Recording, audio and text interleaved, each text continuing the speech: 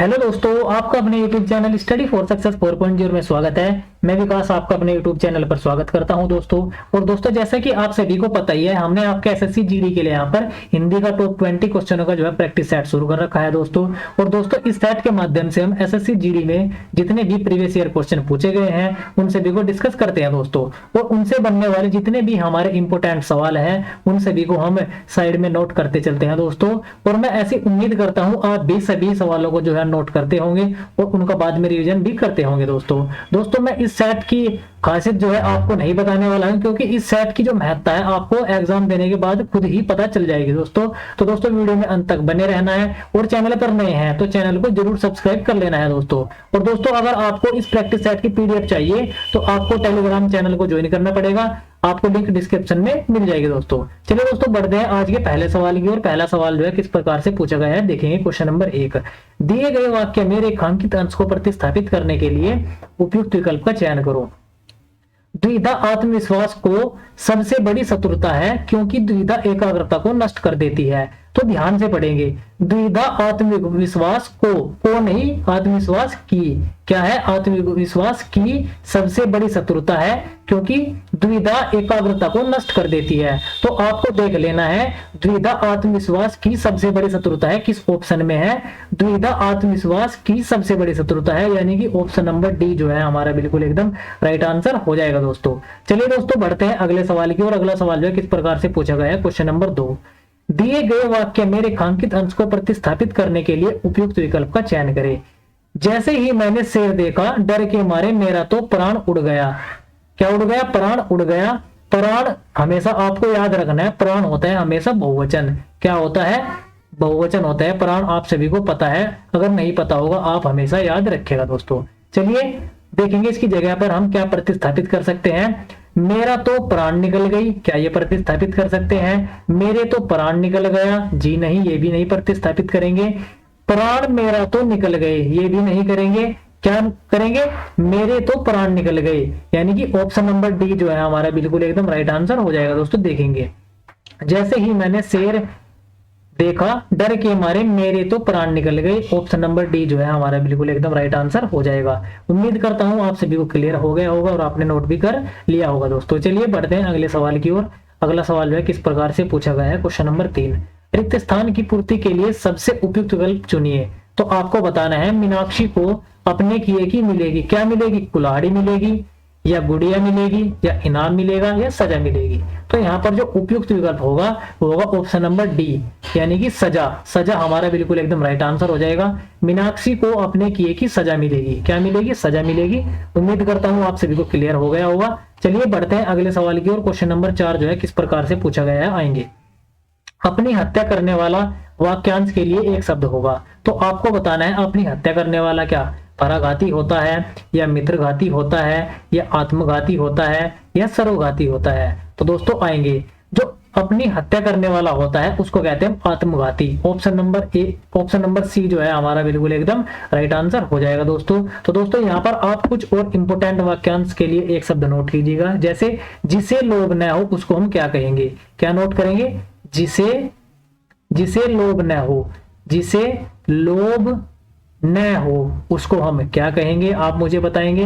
और आप मुझे बताएंगे आकाश में विचरण करने वाला। क्या बताएंगे? आकाश में विचरण करने वाला क्या कहलाता है? आकाश में विचरण करने वाला, आकाश में विचरण करने वाला क्या कहलाता है? और आप मुझे बताएंगे नख से सिख तक। क्या बताएंगे? नख से सिख तक, नख से सिख तक को हम क्या कहेंगे? और आप मुझे बताएंगे मिट्टी का बना हुआ। क्या बताएंगे? मिट्टी का बना हुआ। क्या बताएंगे? मिट्टी का बना हुआ क्या कहलाता है? ये जो है बहुत ही ज्यादा इंपॉर्टेंट है, तो आप इनको नोट कर लीजिएगा। जैसे जिसे लोभ न हो उसको हम क्या कहेंगे? निष्प्रह कहेंगे। क्या कहेंगे? निष्प्रह कहेंगे। आप नोट कीजिएगा, ये बिल्कुल नया शब्द है। अगर आपको नहीं पता होगा तो आप इसको याद कर लीजिएगा। आकाश में विचरण करने वाला क्या होता है? खेचर होता है। क्या होता है? खेचर होता है। आप सभी को नोट कर लीजिएगा। और अगर बात करें नख से सिख तक, नख से सिख तक क्या होता है? नख सिख। क्या होता है? नख सिख होता है। आप नोट कीजिएगा दोस्तों। और अगर बात करें मिट्टी का बना हुआ, मिट्टी का बना हुआ को हम क्या बोलेंगे, इसको बोलेंगे हम पार्थिव। क्या बोलेंगे, पार्थिव। आप नोट कर लीजिएगा दोस्तों। दोस्तों बढ़ते हैं अगले सवाल की ओर। अगला सवाल जो है किस प्रकार से पूछा गया है, आएंगे एक बार देखेंगे। जो देखने में प्रिय हो वाक्यांश के लिए एक शब्द होगा। क्या प्रियवंदा कहेंगे, क्या प्रिय सखी कहेंगे, क्या दोस्तों हम प्रियदर्शी कहेंगे या प्रियांशु कहेंगे। तो दोस्तों आएंगे, जो देखने में प्रिय हो उसको हम क्या कहते हैं, उसको कहते हैं दोस्तों हम ऑप्शन नंबर सी यानी कि प्रियदर्शी। ऑप्शन नंबर सी जो है हमारा बिल्कुल एकदम राइट आंसर हो जाएगा दोस्तों। चलिए दोस्तों बढ़ते हैं अगले सवाल की ओर। अगला सवाल जो है क्वेश्चन नंबर 6 किस प्रकार से पूछा गया है, आएंगे एक बार। निम्न में शुद्ध वर्तनी वाला शब्द होगा। क्या प्रतिवर्ष इस प्रकार से लिखा जाता है, या प्रतिवर्ष होता है, या प्रतिवर्ष होता है, या इनमें से कोई नहीं। तो दोस्तों आप सभी मुझे इसका बिल्कुल एकदम राइट आंसर बताएंगे।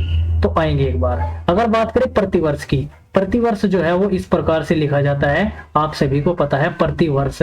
प्रतिवर्ष कोई शब्द नहीं होता, ना प्रतिवर्ष होता है, और इनमें से कोई नहीं, ये भी नहीं होगा। यानी कि ऑप्शन नंबर ए जो है हमारा बिल्कुल एकदम राइट आंसर हो जाएगा। और यहाँ पर आप कुछ और वर्तनियां नोट करेंगे जो कि बार बार एग्जाम में पूछी जाती रही है और जाती रहेंगी। जैसे आप मुझे बताएंगे भस्मीभूत, मैंने एक वर्तनी लिख दी यहाँ पर भस्मीभूत। आप मुझे बताएंगे ये मैंने शुद्ध लिखी है या अशुद्ध लिखी है। और आप मुझे बताएंगे सौंदर्यानुभूति, क्या बताएंगे, सौंदर्यानुभूति। आप मुझे बताएंगे ये मैंने शुद्ध लिखा है या अशुद्ध लिखा है। और दोस्तों आप मुझे और इंपोर्टेंट बताइएगा भ्रातगण, क्या बताइएगा, भ्रातगण। मैंने यहाँ पर लिख दिया भ्रातगण, आप मुझे बताइएगा ये मैंने शुद्ध लिखा है या अशुद्ध। और आप एक और इंपोर्टेंट नोट कीजिएगा मृत्युंजय, क्या नोट कीजिएगा, मृत्युंजय। आप यहाँ पर नोट कीजिएगा ये मैंने शुद्ध लिखा है या अशुद्ध लिखा है। तो आएंगे एक बार। अगर बात करें भस्मीभूत की, भस्मीभूत इस प्रकार से नहीं लिखा जाता, शब्द होता है भस्मीभूत। क्या होता है, भस्मीभूत होता है। आप नोट कर लीजिएगा, एकदम शुद्ध वर्तनी है। अगर बात करें सौंदर्यानुभूति की, तो दोस्तों आप सभी को पता है यहाँ पर जो ये रे का रेप रूप है वो गलत लगा हुआ है। तो यहाँ पर इसकी शुद्ध वर्तनी हो जाएगी सौंदर्यानुभूति। क्या हो जाएगी, सौंदर्यानुभूति हो जाएगी हमारी इसकी एकदम राइट वर्तनी दोस्तों, जो कि आपने नोट कर ली होगी। अगर बात करें भ्रातगण की, भ्रातगण नहीं होता, शब्द होता है भ्रातृगण। क्या होता है, भ्रातृगण होता है। इस तय में हमारी री लगेगी, आपको याद रखना है। और मृत्युंजय, मृत्युंजय इस प्रकार से नहीं लिखा जाता, सबसे पहले आपको लिखना है मृत्यु, मृत्यु लिखना है, उसके बाद लिखना है अंजय, मृत्युंजय। ये हमारी हो जाएगी एकदम शुद्ध वर्तनियां दोस्तों। उम्मीद करता हूं आप सभी को क्लियर हो गया होगा और आपने जो है नोट भी कर लिया होगा दोस्तों। चलिए दोस्तों बढ़ते हैं अगले सवाल की और। अगला सवाल जो है किस प्रकार से पूछा गया है, आएंगे एक बार क्वेश्चन नंबर 7 पर, देखेंगे किस प्रकार से जो है ये हमारा पूछा गया है। दिए गए वाक्य को प्रतिस्थापित करने के लिए उपयुक्त विकल्प का चयन करें। तो आपको बताना है वक्ताओं ने श्रोताओं की मन मोह लिया, की नहीं, श्रोताओं का मन मोह लिया। क्या मोह लिया, का मन मोह लिया। किसका श्रोता होगा, आपको देखना है का किस ऑप्शन में है। इसमें को है, ये भी नहीं होगा, से भी नहीं होगा, का। ऑप्शन नंबर सी जो है हमारा बिल्कुल एकदम राइट आंसर हो जाएगा। डी भी हमारा जो है वो एकदम गलत हो जाता है इस प्रकार से। उम्मीद करता हूं आप सभी को क्लियर हो गया होगा और आपने नोट भी कर लिया होगा दोस्तों। देखेंगे क्वेश्चन नंबर 8 जो है किस प्रकार से पूछा गया है, आएंगे एक बार। आदि का विलोम शब्द होगा। आपको बताना है आदि का विलोम क्या अनादि होगा, क्या आरंभ होगा, क्या आबादी होगा, क्या बर्बादी होगा। तो आप सभी को पता है आदि का जो विलोम होता है अनादि। ऑप्शन नंबर ए जो है बिल्कुल एकदम राइट हो जाएगा। आप मुझे बताएंगे इंपोर्टेंट है जो, जैसे मैं आपसे पूछ लेता हूँ भंजक, आप मुझे बताइए, सॉरी दोस्तों ये थोड़ा सा गलत हो गया है, ये सही प्रकार से मैं लिख देता हूँ। आएंगे एक बार। जैसे आप मुझे बताएंगे भंजक, भंजक का विलोम क्या होता है, भंजक होता है तोड़ने वाला। और आप मुझे बताएंगे भावी, क्या बताएंगे, भावी का विलोम शब्द क्या हो जाएगा। और आप मुझे बताएंगे उद्घाटन, किसी चीज का उद्घाटन करना है ना जो, आप उसका विलोम मुझे बताएंगे। और आप एक और इंपोर्टेंट बताइएगा उन्नयन, क्या बताइएगा, उन्नयन का जो विलोम है वो क्या हो जाएगा दोस्तों। जैसे बात करें भंजक की, भंजक आप सभी को पता है भंजक होता है तोड़ने वाला। अगर बात करें योजक की, योजक हो जाएगा जोड़ने वाला, इसका विपरीत। और भावी, जो भावी है इसका जो विलोम होता है वो होता है अतीत, क्या होता है, अतीत होता है, नोट कीजिएगा। और उद्घाटन, उद्घाटन का जो विलोम होता है वो होता है समापन, क्या होता है, समापन होता है। अगर बात करें उन्नयन की, उन्नयन का जो विपरीत शब्द होता है वो होता है पलायन, क्या होता है, पलायन होता है। उम्मीद करता हूँ आप सभी ने नोट कर लिया होगा और आपको क्लियर भी हो गया होगा। चलिए दोस्तों बढ़ते हैं अगले सवाल की ओर। क्वेश्चन नंबर 2 सॉरी दोस्तों, क्वेश्चन नंबर 9 जो है वो किस प्रकार से पूछा गया है आएंगे। रिक्त स्थान की पूर्ति के लिए सबसे उपयुक्त विकल्प चुनिए। मोहन कमाने वाला आदमी है, क्या एकमात्र है, क्या घर है, क्या कहाँ है, क्या विदेश है। तो यहाँ पर जो उपयुक्त विकल्प होगा ऑप्शन नंबर ए, यानी कि मोहन कमाने वाला एकमात्र आदमी है। ए बिल्कुल एकदम राइट आंसर हो जाएगा। चलिए बढ़ते हैं अगले सवाल की ओर। अगला सवाल जो है किस प्रकार से पूछा गया है, क्वेश्चन नंबर 10, दिए गए वाक्य का व्यवहार ज्ञात करो जिसमें कोई त्रुटि है। लगन के साथ अगर परिश्रम को जोड़ दिया जाए तो असंभव कार्य भी संभव हो जाती है। हो जाती है नहीं, हो जाता है। क्या हो जाता है? हमारे किस भाग में त्रुटि हो गई? इस वाले भाग में जो है संभव हो जाता है में त्रुटि हो गई, यानी कि ऑप्शन नंबर सी जो है हमारा बिल्कुल एकदम राइट आंसर हो जाएगा। चलिए दोस्तों बढ़ते हैं अगले सवाल की ओर। अगला सवाल जो है किस प्रकार से पूछा गया है, देखिए क्वेश्चन नंबर 11, निम्न में शुद्ध वर्तनी वाला शब्द होगा। तो आपको बताना है इनमें से किस शब्द की वर्तनी जो है शुद्ध है। क्या गगनचुंबी होता है, क्या गगनचुंबी होता है, क्या गगनचुंबी होता है, या इनमें से कोई नहीं। आप सभी को पता है गगनचुंबी तो शब्द नहीं होता, गगनचुंबी भी नहीं होता, शब्द होता है गगनचुंबी, यानी कि ऑप्शन नंबर सी जो है हमारा बिल्कुल एकदम राइट आंसर हो जाएगा दोस्तों। चलिए दोस्तों बढ़ते हैं अगले सवाल की ओर। अगला सवाल जो है किस प्रकार से पूछा गया है, क्वेश्चन नंबर 12, जैसे ही अध्यापक महोदय आए कक्षा हो गई। क्या हो गई? शांत हो गई। क्या भक्त हो गई, क्या पागल हो गई, क्या जंगली हो गई। तो दोस्तों यहाँ पर जो सही विकल्प होगा वो होगा ऑप्शन नंबर ए, जैसे ही अध्यापक महोदय आए कक्षा शांत हो गई। ऑप्शन नंबर ए जो है सही और सटीक आंसर हो जाएगा। चलिए बढ़ते हैं अगले सवाल की ओर। क्वेश्चन नंबर 13 जो है किस प्रकार से पूछा गया है आएंगे एक बार। प्रख्यात का समानार्थी शब्द होगा। तो आपको बताना है प्रख्यात का जो पर्यायवाची होगा, क्या शोणित होगा, क्या विमुख होगा, क्या प्रसिद्ध होगा, क्या हस्ती होगा। तो आप सभी को पता है दोस्तों जो प्रख्यात का समानार्थी शब्द होता है वो होता है प्रसिद्ध। ऑप्शन नंबर सी जो है हमारा बिल्कुल एकदम राइट आंसर हो जाएगा दोस्तों। और दोस्तों पढ़ते हैं अगले सवाल की ओर। अगला सवाल जो है किस प्रकार से पूछा गया है, क्वेश्चन नंबर 14 आएंगे एक बार। अमृत का समानार्थी शब्द होगा। तो आपको बताना है अमृत का पर्यायवाची क्या होता है। क्या नीर होता है, क्या रस होता है, क्या विष होता है, क्या पीयूष होता है। तो दोस्तों यहाँ पर आप थोड़ा सा छिली की नजर से देखेंगे, जो ये रह है यहाँ पर नहीं लगेगा, अमृत होता है, यानी कि री यहाँ पर लगेगी तय के नीचे। तो आएंगे नीर होगा, जी नहीं, नीर तो पानी अम्बु जल का होता है, मैंने आपको सब नोट करवा दिए हैं। रस भी नहीं होता और विष भी नहीं होता। विष भी मैं आपको पिछले प्रैक्टिस सेटों में बहुत अच्छी तरीके से जो है वो एक्सप्लेन करके बता चुका हूँ। और अगर बात करें पीयूष की, पीयूष क्या होता है? पीयूष होता है अमृत। क्या होता है? अमृत होता है, सुधा होता है, इसके ही पर्यायवाची हो जाएंगे ये भी। और अगर मैं और इंपोर्टेंट कुछ नोट कराऊं, जैसे आप नोट करेंगे मेघ, बहुत ज्यादा पूछे जाते हैं मेघ के पर्यायवाची भी। जैसे आप मुझे बताएंगे मेघ के पर्यायवाची क्या हो जाएंगे, आप मुझे बताएंगे मेंढक के पर्यायवाची क्या हो जाएंगे, क्या बताएंगे मेंढक के पर्यायवाची आप मुझे बताएंगे, और आप मुझे बताएंगे मोर का पर्यायवाची क्या हो जाएगा। और आप एक और इंपोर्टेंट नोट कीजिएगा, जैसे मोली, क्या बताइएगा? मोली, मोली के जो है पर्यायवाची क्या हो जाएंगे। तो एक बार आएंगे। अगर बात करें मेघ की, मेघ को हम क्या कह सकते हैं? वारिद कह सकते हैं। क्या कह सकते हैं? वारिद कह सकते हैं। क्या कह सकते हैं? वारिद कह सकते हैं। जलद कह सकते हैं, अम्बुद कह सकते हैं। क्या कह सकते हैं? अम्बुद कह सकते हैं, नोट कीजिएगा दोस्तों। और श्रीभूत नया शब्द है, नोट कीजिएगा। श्रीभूत भी हम जो है वो बादल को ही कह सकते हैं। और क्या कह सकते हैं? सारंग कह सकते हैं, सारंग भी जो है हम इसी को कह सकते हैं। और इम्पोर्टेंट क्या हो जाएगा? अब्र, अब्र भी बहुत ज्यादा इंपोर्टेंट है, इसी को कहेंगे। और अब्र भी कह सकते हैं। अब्र या अब्र में कंफ्यूज नहीं होना है, दोनों बादल के ही पर्यायवाची हैं, आप नोट कीजिएगा। अगर बात करें मेंढक की, मेंढक क्या होता है? मेंढक होता है मंडूक। क्या होता है? मंडूक कह सकते हैं। और क्या कह सकते हैं? दरदुर कह सकते हैं। क्या दरदुर कह सकते हैं? एक दादुर भी हम इसी को कहते हैं, नोट कीजिएगा। दादुर भी कह सकते हैं। और भेक भी कह सकते हैं। क्या कह सकते हैं? भेक भी हम इसी को कह सकते हैं। और एक इंपोर्टेंट है मेजा। क्या? मेजा।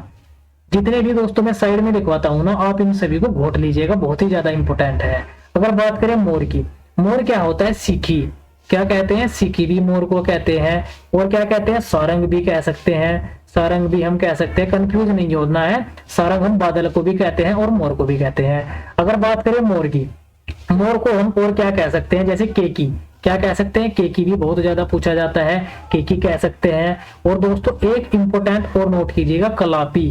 क्या नोट कीजिएगा? कलापी भी हम मोर को ही कह सकते हैं। अगर बात करें मोली की, मोली क्या होता है? मूली होता है दोस्तों ललाट, क्या होता है, ललाट होता है, ललाट आप नोट कीजिएगा। और ललाट को हम और क्या कह सकते हैं, माथा कह सकते हैं, क्या कह सकते हैं, माथा कह सकते हैं, और क्या कह सकते हैं, मस्तक भी हम इसी को कह सकते हैं दोस्तों। दोस्तों उम्मीद करता हूँ आप सभी ने नोट कर लिया होगा और आपको भी क्लियर भी हो गया होगा। चलिए दोस्तों बढ़ते हैं अगले सवाल की ओर। क्वेश्चन नंबर 15 जो है वो किस प्रकार से पूछा गया है, आएंगे एक बार। आदान का विलोम क्या हो जाएगा? तो दोस्तों आपको बताना है आदान का विलोम क्या होता है, क्या प्रदान होता है, क्या निदान होता है, क्या लेना होता है, क्या नादान होता है। तो जो हमारा आदान है इसका विलोम होता है प्रदान। ऑप्शन नंबर ए एकदम बिल्कुल करेक्ट आंसर हो जाएगा। जैसे आप यहाँ पर कुछ और इंपोर्टेंट विलोम शब्द जो है नोट कीजिएगा। जैसे आप नोट कीजिएगा उद्भव, क्या नोट कीजिएगा, उद्भव का विलोम क्या होता है।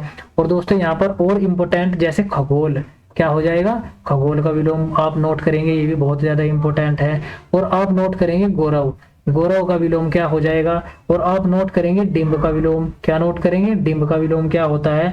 और एक और ले लेंगे जैसे दीवा, आप नोट करेंगे दीवा का विलोम क्या होता है। अगर बात करें उद्भव की, उद्भव का जो विलोम होगा वो होगा अवसान, क्या होगा, अवसान होगा, आप नोट कीजिएगा, अवसान हो जाएगा। और अगर बात करें खगोल की, खगोल का जो विलोम होता है दोस्तों वो होता है भूगोल, क्या होता है, भूगोल होता है, आप नोट कीजिएगा। और अगर बात करें गौरव की, गौरव का जो विलोम होता है वो होता है लाघव, क्या होता है, लाघव होता है। अगर बात करें डिंब की, डिंब का जो विलोम होता है वो होता है एक्शोभ, क्या होता है, एक्शोभ होता है, इंपोर्टेंट है, नोट कीजिएगा। अगर बात करें दिवा की, दिवा क्या होता है, दिवा बोलते हैं दिन को।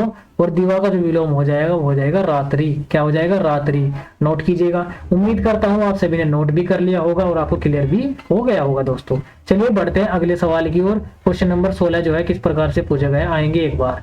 तो दोस्तों क्वेश्चन नंबर 16 जो है हमारा आ चुका है गद्यांश। पढ़ेंगे एक बार और आंसर देंगे। जैसे पढ़ेंगे, रिक्त स्थान एक में सबसे उचित शब्द होगा। तो आपको बताना है रिक्त स्थान एक में क्या आएगा। सबसे पहले पढ़ेंगे, सफलता की देवी तिलक करने से पहले लेती है, क्या लेती है, परीक्षा लेती है, तिलक लेती है, भाग लेती है या पैसा लेती है। तो पैसा तो बिल्कुल भी नहीं लेती और भाग भी नहीं लेती और ना तिलक लेती है। तो आप सभी को पता है जो सफलता की देवी है वो तिलक करने से पहले क्या करती है, परीक्षा लेती है। ऑप्शन नंबर ए जो है बिल्कुल एकदम राइट आंसर हो जाएगा दोस्तों। चलिए दोस्तों बढ़ते हैं अगले सवाल की ओर। क्वेश्चन नंबर 17 जो है किस प्रकार से पूछा गया है, आएंगे।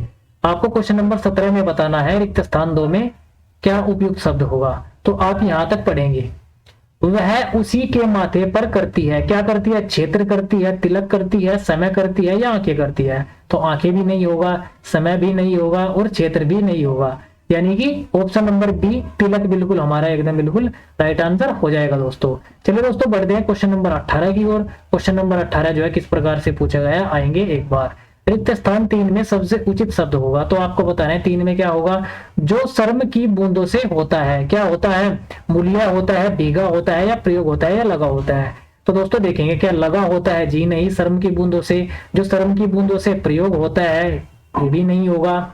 और दोस्तों जो शर्म की बूंदों से भीगा होता है, ऑप्शन नंबर बी जो है हमारा बिल्कुल एकदम राइट आंसर हो जाएगा, मूल्य बिल्कुल एकदम गलत हो जाएगा। चलिए दोस्तों बढ़ते हैं अगले सवाल की ओर। क्वेश्चन नंबर 19 जो है किस प्रकार से पूछा गया, आएंगे। रिक्त स्थान 4 में उचित शब्द होगा।